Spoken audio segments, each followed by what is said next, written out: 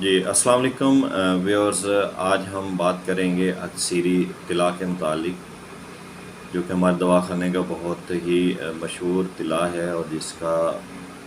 بارہا بہت اچھا رزلٹ ہمیں ملا ہے۔ ایسے لوگ جو نا امید تھے یا جنہیں کوئی چیز فائدہ نہیں دے رہی تھی، تو ان لوگوں نے بھی اس سے فائدہ اٹھایا ہے، اس سے بہت اچھے رزلٹ ملے ہیں۔ لیکن اس چیز ذہن میں رکھ لیجئے گا کہ یہ جو ذوف باء کے معاملات ہوتے ہیں، انتشار کا معاملات ہوتے ہیں، تو یہ صرف بیرونی چیزوں کے استعمال کرنے سے درست نہیں ہوتے، بلکہ یہ مریض کے مزاج کو پرکھتے ہوئے اور اس کو پہچانتے ہوئے اندرونی طور پر بھی اس کا علاج کیا جاتا ہے۔ جب اندرونی طور پر علاج ہوتا ہے تو بیرونی طور پر جو چیزیں استعمال کی جاتی ہیں وہ زیادہ فائدہ مند ہوتی ہیں۔ اگر صرف آپ بیرونی طور پر اس بیماری کا جو علاج کرتے رہیں اور اندرونی طور پر اسے کچھ بھی نہ دیں، کچھ بھی علاج نہ کریں، کچھ بھی میڈیسن استعمال نہ کریں، تو وہ کوئی زیادہ فائدہ مند نہیں ہوتی، کیونکہ جو بھی نقص پیدا ہوتا ہے وہ اندر سے ہوتا ہے۔ جب گاڑی ایک روڈ پر چل رہی ہوتی ہے تو اس کی جو خرابی ہوتی ہے، جو اس کے معاملات ہوتے ہیں، وہ صرف بیرونی باڈی کی وجہ سے نہیں ہوتی۔ بیرونی باڈی پر ہم جتنا مرضی رنگ لگاتے رہیں، جتنے مرضی ہم سٹیکر لگاتے رہیں، جو مرضی کرتے رہیں، جب تک اس کے اندرونی اعضاء، اندر والے پرزے کے معاملات ٹھیک نہیں ہوں گے تو بیرونی حصہ کسی کام کا نہیں ہوتا۔ اس لیے یہ ذہن سے نکال دیں کہ صرف اور صرف انتشار کے معاملات میں ہے، یا ذوف باء کا معاملہ ہے، یا جو خصیب ہے اس کی لمبائی اور موٹائی میں کمی ہے، تو ایسے جو معاملات ہوتے ہیں جو میل سیکس کے متعلق ہوتے ہیں، تو ان کو صرف اور صرف بیرونی طور پر نہیں دے رکھا جاتا، کیونکہ یہ معاملات اس کے اندرونی معاملات کی وجہ سے ہوتے ہیں۔ تو اس لیے ان کے پہلے اندرونی معاملات کو دیکھیں۔ اندرونی معاملات کو دیکھنے کے بعد اس کا علاج کے ساتھ ساتھ اگر آپ بیرونی کریں گے تو پھر انشاءاللہ اس کے معاملات بہت جلد بہتر ہو جائیں گے اور اس کا رزلٹ جو ہوگا وہ 100% ملے گا۔ ہاں، وہ لوگ جن کا ذوف باء کا معاملہ نہیں ہے، انتشار کا معاملہ ہے، انتشار کے معاملات میں سائز کا فرق آ رہا ہے یا موٹائی کا فرق آ رہا ہے، یا ہوتا ہے صحیح نہیں ہوتا، پریشر پورا ہے اور حس بھی موجود ہے، تو پھر ہاں بیرونی طور پہ آپ اس چیز کو استعمال کر لیں گے، جس کی وجہ سے جو خصیب کے پٹھے ہوتے ہیں یا وینز کی جو کمزوری ہے اس کو کئی حد تک جو ہے نا وہ بہتر کیا جا سکتا ہے۔ تو اس کے لیے ایک بہت اچھا اکثیری طلا ہے جو میں آپ کو بتا دیتا ہوں۔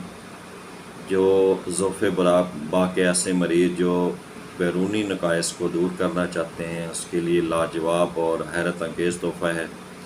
اور اس کے جو اجزاء ہیں نہایت ہی سادہ ہیں اور منافع کثیر ہیں، اور اس قسم کا جو نسخہ ہے وہ علم دین والوں کے پاس ہوتا ہے، نایاب چیز ہے، بہتر ہے اور بہت مجرب ہے، کیونکہ ہم اس لیے بتانا چاہ رہے ہیں کہ جو لوگ صاحب استطاعت نہیں ہیں، جو دواخانے تک اپروچ نہیں کر پاتے، یا وہ اس چیز سے گھبراتے ہیں یا شرماتے ہیں ایسے معاملات سے، تو وہ اس چیز کو گھر تیار کر دیں اور انشاءاللہ وہ اس سے بہت زیادہ فائدہ اٹھائیں گے۔ تو اس میں آپ کو میں لکھوا دیتا ہوں نسخہ بھی اور اس کا طریقہ بھی بتا دیتا ہوں، تو آپ خود تیار کر کے اس کو آپ استعمال میں لائیں۔ اس میں سب سے پہلے آپ نے لینا ہے اسگند ناگوری لینا ہے، آپ نے ہلدی لینا ہے، آپ نے پوست بیخ کنیر لینا ہے، سفید افیون لینی ہے، ہر ایک جو چیزیں ہوں گی 9 ماشا ہوں گی، پوست بیخ مدار، بیر بوٹی اور بیخ نرگس،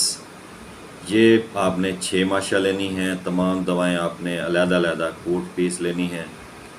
اور اس کے بعد آپ نے درد بول خر، گدھے کا پیشاب جسے کہتے ہیں، اس کی تلپھٹ کیا ہوتا ہے کہ کسی برتن میں پیشاب کر لیا جائے اور اس کو رکھ دیا جائے تو اس کے نیچے جو معاملات بیٹھ جاتے ہیں، یعنی کہ جس کا لیکوڈ ٹائپ ہوگا ہلکا ہو کے اوپر آ جائے گا، اس کے اندر جو اجزاء ہوں گے وہ نیچے بیٹھ جاتے ہیں، اوپر والے سے کو نتھار کے نیچے والا جو حصہ بچ جاتا ہے اس کو جو ہے نا تلچھٹ کا نام دیا جاتا ہے۔ اس میں یہ تمام چیزیں ڈالیں اور کھرل کر کے خشک کر لیں۔ کل جو دوا بننی ہے اس کے آپ نے 7 حصے کر لینے ہیں۔ 7 حصے کرنے کے بعد آپ نے ایک حصہ نکالنا ہے، اسی طرح تلپھٹ میں دوبارہ آپ نے کھرل کرنا ہے اور نفس پر جو ہے نا آپ نے ضماد کر لینا ہے، اس پہ لگا لینا ہے، مرہم کی طرح ہوگا، کر کے پٹی باندھ لیں۔ اسی طرح آپ نے یہ عمل جو ہے نا 7 روز کرنا ہے، کیونکہ ہم نے اس کے 7 حصے کیے تھے۔ 7 روز آپ نے اسی طرح کرنا ہے، تو انشاءاللہ 1 ہفتے کے بعد ناقابل برداشت قوت پیدا ہو جائے گی۔ لیکن مہربانی کریں ایسے لوگ جو میرڈ نہیں ہیں وہ اس چیز کو استعمال نہ کریں، کیونکہ جب وہ یہ چیزیں استعمال کریں گے تو غلط کاریوں کی طرف جائیں گے۔ ہاں، اگر قربت کے لیے جائز وسائل میسر نہیں ہیں تو عرق لیمو لے لیں، عرق لیمو میں کپڑے کو تر کریں، تر کر کے اس پر رکھ لیں، تو اس سے جو ہے نا اس کا نقصان نہیں ہوگا اور اس کی جو طاقت ہوگی وہ کمپلیٹلی پر موجود رہے گی۔ لیکن ایسی حالت میں ٹھنڈے پانی کا ڈالنا نقصان دہ ہوتا ہے، کیونکہ وینس کو جا کے نقصان کرتا ہے، پٹھوں کو ڈیمیج کرتا ہے۔